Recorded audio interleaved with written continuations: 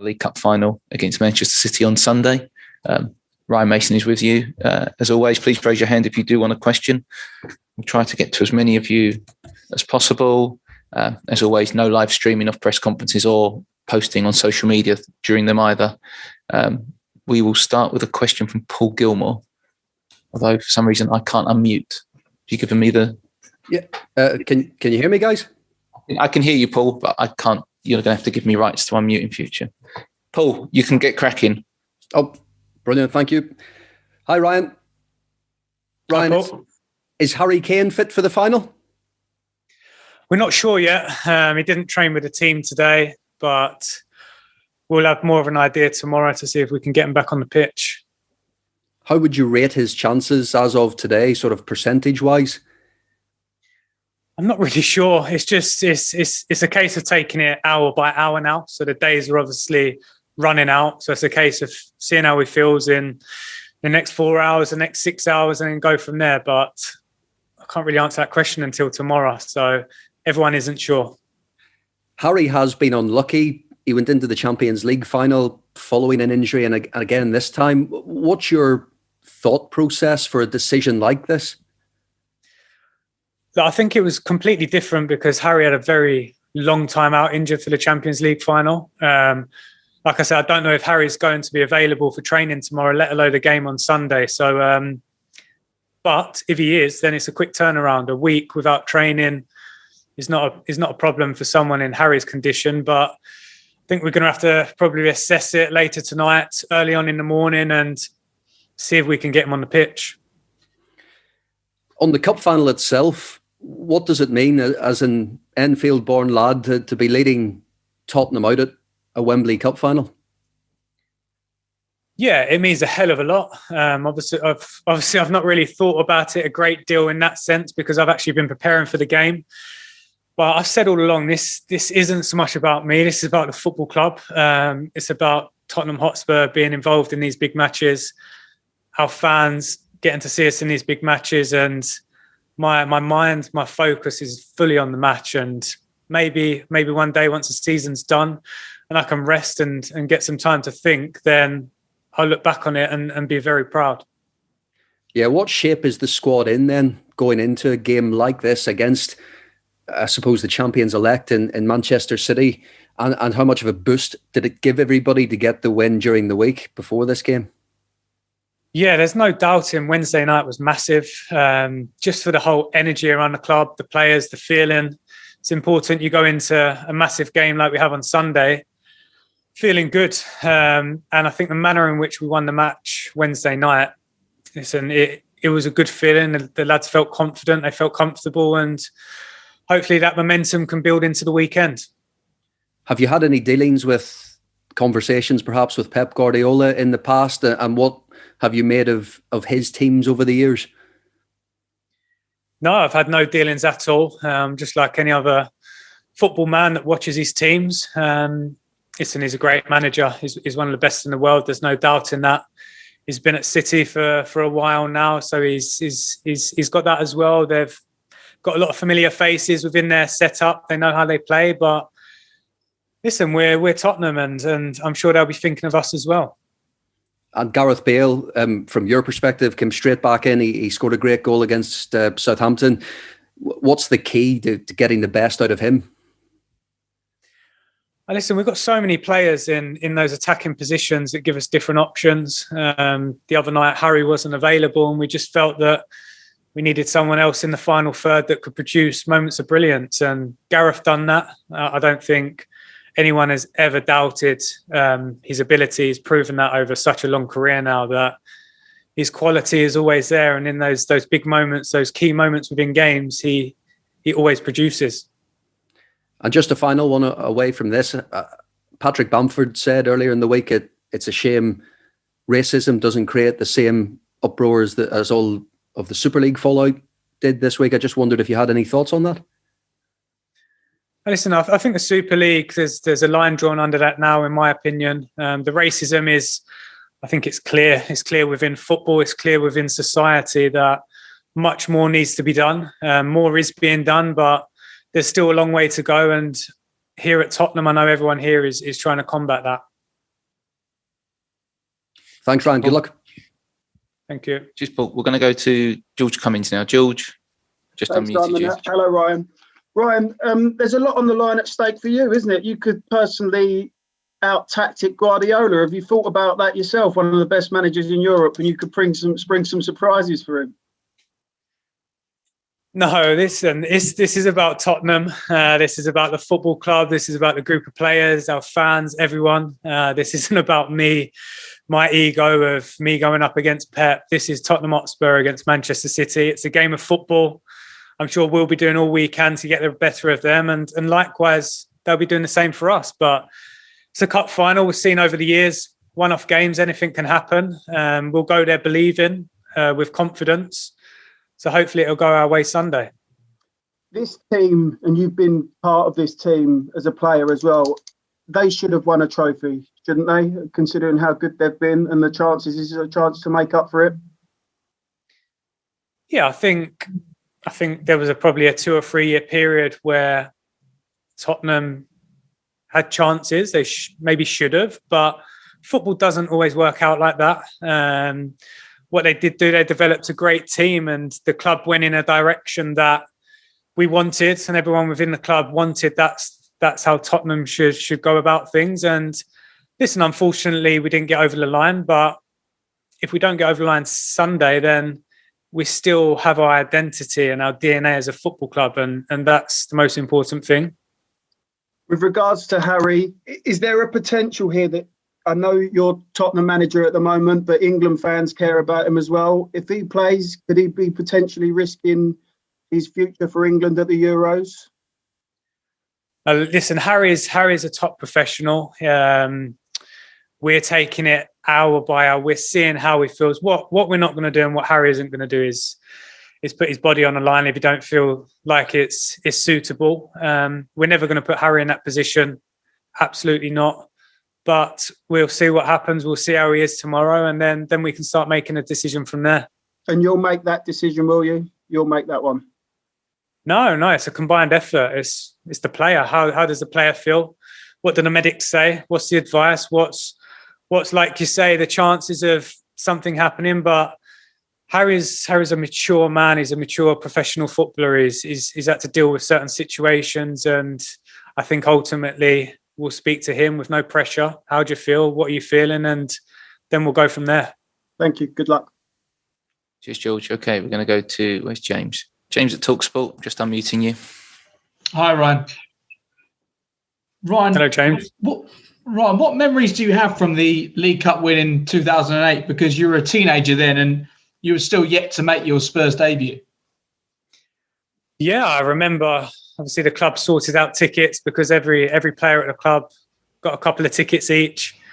I remember going. I remember the game. I remember how it went. Going behind the manner in which the group won the game. But I think the biggest thing that stuck out for me was seeing Ledley lift the cup with Keno. He was an academy lad. He come through the system, and for us academy players, to be able to see that, it was just like. It was such an inspirational moment for everyone within the club to see that someone from the academy go and lift the trophy. It was just, it was magical. It was a feeling that I'm sure inspired a lot of kids involved with the football club at that time. For you personally, you've achieved so much on and off the pitch in your career. What would it mean to you to be able to lift the League Cup as manager of Tottenham? Yeah, it would mean a lot. It would mean a lot for all of the players as well, because they've had to deal with some difficult moments. I think most importantly, the fans, the feeling that the fans would get and what that would do for the football club as a whole. Listen, these are the sort of games that we want to be involved in. These are the sort of games that Tottenham should be involved in. And thankfully, we are at the weekend, and hopefully we can go there and get a positive result. And how much of an underdog do you think Spurs are when you consider what Man City have already achieved this season and what they could still achieve in a number of competitions? Yeah, listen, the Premier League and the Carabao Cup is a completely different competition.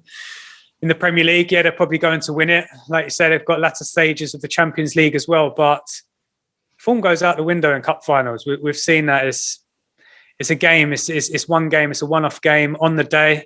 Yes, they're a great side with great players, but let's not forget we're a great side with great players too. So I'm sure they know that. We know that with them. But listen, we'll go there full of confidence. Absolutely.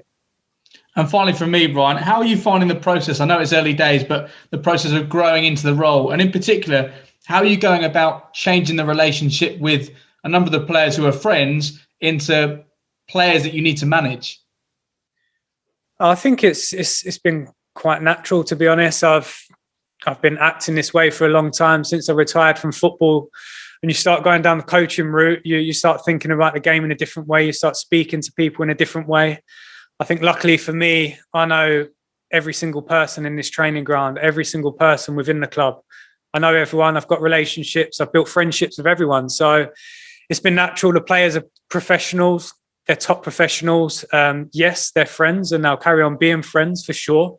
But at the moment, we're all trying to pull in the same direction, and that's to get Tottenham in a positive state and get Tottenham connected with the fans and feeling good again. So that's my most important thing in my mind at the moment.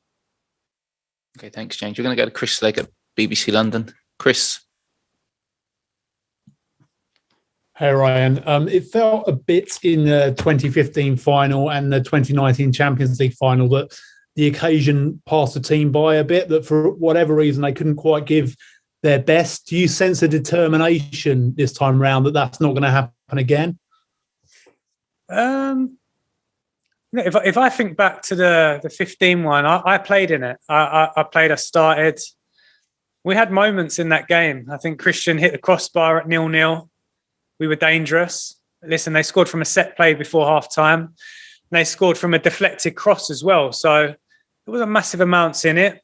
It's cup finals. It's those moments. And I think back to the Champions League, all the preparation Maurizio and his team done. Within a couple of minutes, a penalty in that manner happens and you're 1-0 down and the momentum, the feeling completely changes. So I think when you're talking about games and things passing people by, I think it depends how the game plans out, what happens, what key moments, and then when do they happen as well. So the most important thing for us is preparing the group, preparing the players for moments in games and how we stay calm and keep to our principles and have a game plan. I mean, it's been an incredible week in football. We have seen some protests from fans. Do you think that winning this trophy could play a really important role in unifying the supporters and the owners and bringing the club back together? Yeah, I think the most important things in any football clubs are their fans. I've had a great relationship with our fans as a player. I felt the support in this moment too. Of course, if we get a positive result on Sunday, then naturally I think the fans will be happy. The feeling will be totally different. But likewise, if we don't, then it's our job as a group of players and staff to make sure that connection is there and they feel that connection with the fans. And we finish the season strong and going into next year as well. The identity of this football club has the fans on board because I felt it as a player. I know what it feels like, and it's the most important thing.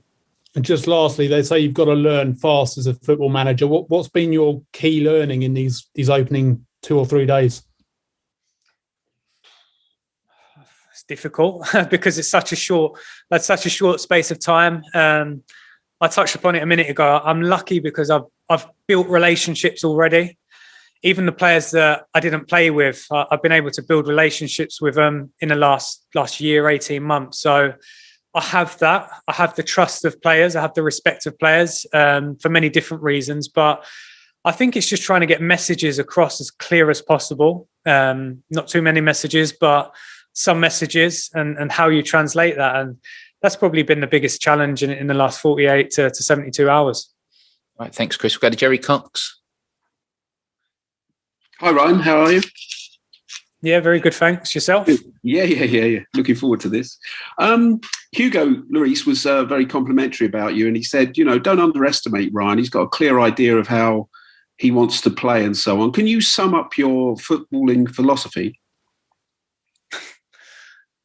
No, not at the moment. I mean, I've been on my pro license. You get asked that and listen, you could have 50, 60, 70, 80 slides of this is my idea and this is, I think that's difficult. I think the most important thing for me is to have an idea, have a structure, the players to have an idea and know what's expected of them, and then also within that to give the players the freedom to act instinctively and what they feel on the pitch. That's probably, if I'm trying to cut it short, that's probably it in 2 sentences.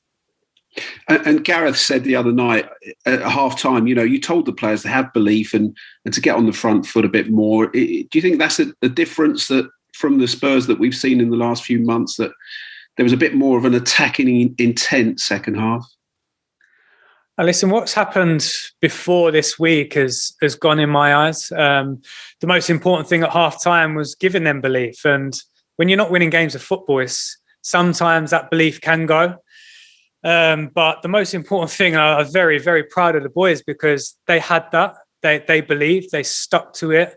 Even the way the game went with the VAR decision, the disallowed goal.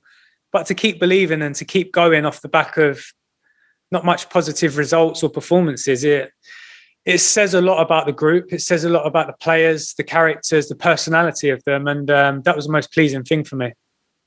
And just finally, how important will it be? How proud will you be to have fans there at Wembley? So to have Tottenham's fans be able to watch the cup final?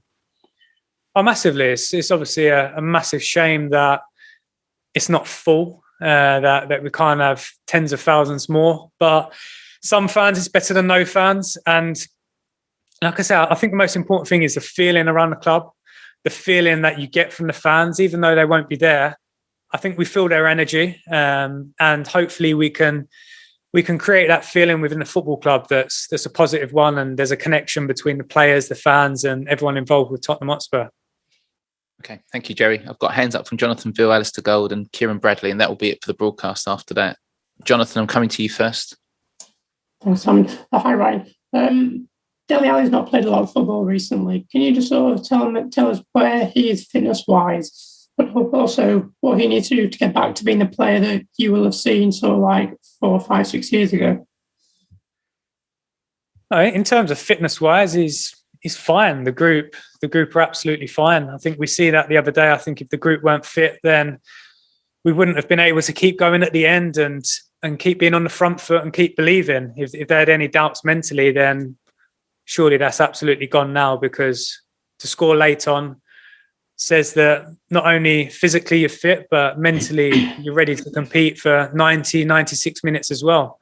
And in terms of Gareth as the individual, I think he's shown this year that Gareth in the final third is still Gareth of 5, 6 years ago. You don't lose that instinct. You don't lose that ability to arrive in the key moment and the selection of the certain finish. I mean, the finish the other night was absolutely world class, and he keeps proving that if you give him those opportunities, then he's a player that we want in that area. You actually mean Dele Alli. So if you could sort of say what he sort of like needs to do to get back to being his best. But I think the group, so we've got 22 to 23 players as a whole, injured, not injured, fit.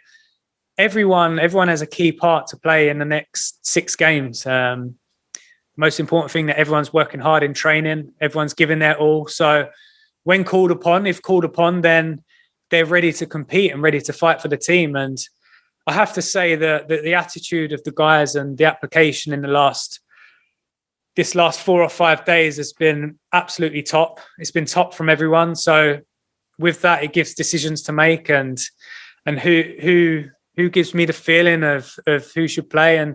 But that's the decision that I'll make and us as coaches will make. But the most important thing is that the players are ready, they're competing, the attitude is right in the application. So that's all I can ask for.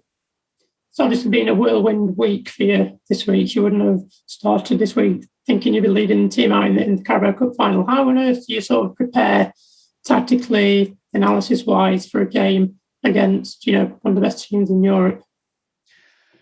Yeah, you'll be surprised. There's a lot of hours in the day, believe it or not, especially when you're not sleeping. So there's time to prepare. There's definitely time. It's just getting that message across to the players, giving them the ideas, the solutions to certain situations. And we'll see on Sunday. We didn't have much time on Wednesday. We had a positive result. And likewise, we haven't got much time this week. But listen, the players are listening, the players are fully engaged. So hopefully we'll go there full of confidence and get a positive result. Thank you. Thanks, John. Ali Gold. Hi there, Ryan. Just want to pick on that. You mentioned they're not sleeping. I mean, how many hours are you putting in a day right now to try and make everything happen so quickly? Yeah, a lot. I'll be honest, a lot. But that's natural. That's normal. I think you speak to any head coach in this situation, especially when you've got 2 games this week. I had probably 48 hours to prepare for the first one and an extra couple of days this time. But that's normal. I'm sure that's normal. I'm sure the people, the managers that have longevity in the game find a way to manage their time and focus their energy on certain things. But I think the most important thing, like I've said, is getting those messages across to the players, giving them the belief that how we want to play and how we want to approach the game is right for the group of players. And that's been the most important thing. I just want to touch quickly on Gareth Bale there. I mean, obviously, fantastic goal on Wednesday night. The last time we kind of see him, he went on a little bit of a run of a purple patch of form, which was terrific. I mean, could this be the start of another one of those? And does it prove that even someone that's in their 30s, it's still about belief and confidence at the end of the day? Yeah, I think any player, regardless of who you are, of what you've achieved in the game, you need to play one with confidence, and also that freedom of being able to act instinctively. And what we see from Gareth the other night was something that we've seen for many years. We've seen it this season as well, that if Gareth's in the final third and he gets moments, he gets opportunities, then you back him to take them.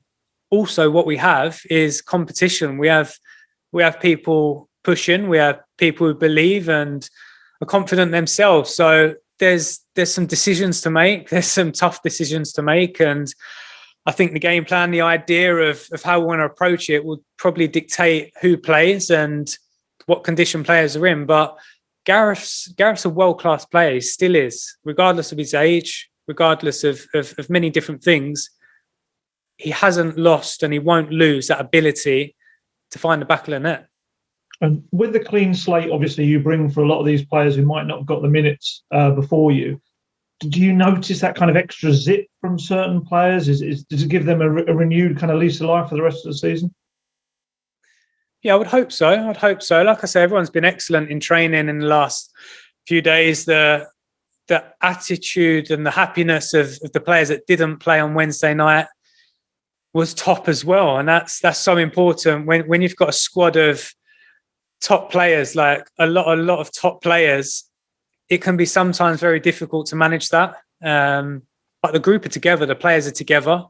And like I've said to all of them, it's a case of who's doing well, who gives me that feeling. If you're ready and you're training hard, then there's a decision to be made. There's no one written off. And it's just about giving the players as much confidence and belief as possible that if you're called upon, then you're called upon because we trust you. Okay, thanks, Ali. Kieran Bradley to finish. Kieran. Hi, Ryan. It's obviously been a fairly whirlwind few days, as people have been saying to you there, and you've been at pains to say that it's not about you and obviously about the players.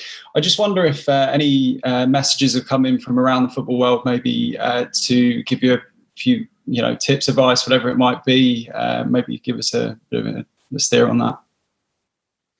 Look, my phone's been going off crazy. There's probably a lot of people out there that think I'm ignoring them, but honestly, I'm not. I've just not had the time to respond to 300 or 400 messages. I've got people that I trust. I trust their opinion. I've got people that I value their opinion in the football world that I've spoken to. I've been in conversation with. And listen, people have been through things that I haven't. And I think if you can lean on people that have had that experience, then that's very helpful. Good stuff. I'm over here in Ireland, and we're very interested in the development of Troy Parrott. Obviously, I realise he's not at the club at the moment, but you'll be very familiar with Troy from the underage setup. I just wonder if you could give us an impression of what you expect to be his ceiling, if you like, and maybe areas that he might be able to improve to really make it to the very top. Listen, Troy's gone out on loan this season. He's been exposed to something he's never been exposed to. The club obviously believe in him. We believe in him. He's had some difficult moments, but that's absolutely normal. That's normal. My mind and my energy is probably more on the group of players that I'm preparing for Sunday and the remaining Premier League games of the season. I know Troy, I have a personal relationship with him, of course, but I'll be absolutely honest, my mind and my thinking is on a different group of players at the moment. And I think that's normal. Okay, thank you, Kieran. That will conclude the broadcast part of the press conference. We'll now move on.